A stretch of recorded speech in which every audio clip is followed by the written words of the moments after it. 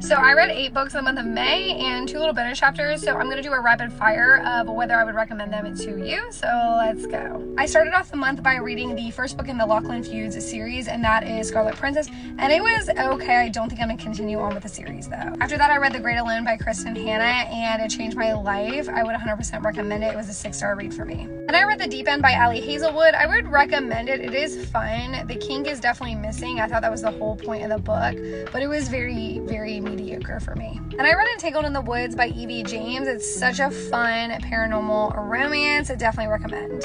And then I read 2 bonus chapters that go with the Better Than the Movies duology. The first one was Better Than the Prom, and that is the prom scene in Better Than the Movies.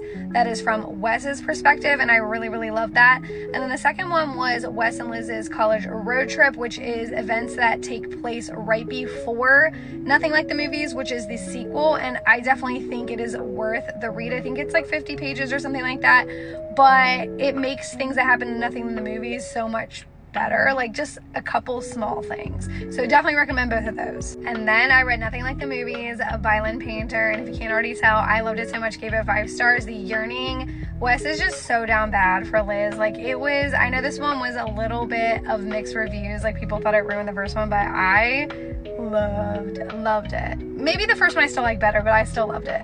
And then this month, I finished the War of Lost Hearts trilogy by Carissa Broadbent, and I read Daughter of No Worlds last month, and I read Children of Fallen Gods and Mother of Death and Dawn this month, and I loved this so much. It's a fantasy that I've been looking for so long, where it's not a romantasy, but it's heavy on the fantasy elements while still having an epic romance. Not so much of a subplot, but it's still prevalent, but the fantasy elements are even more prevalent. I love this. This was a 6-star series for me, and it's not like Throne of Glass like people are saying. I thought that was weird that people said that, but it's still really, really good. Like, I guess if you like Throne of Glass, you would like it. Maybe that's what people are saying, but they're not at all like similar. And then I ended the month by reading Silver Elite by Danny Francis. I've already talked about this on my TikTok. I posted a review about it. As a matter of fact, it's the last video I posted, so if you're interested in hearing anything I have to say about it, you can check that out, but I don't want to be super redundant on here.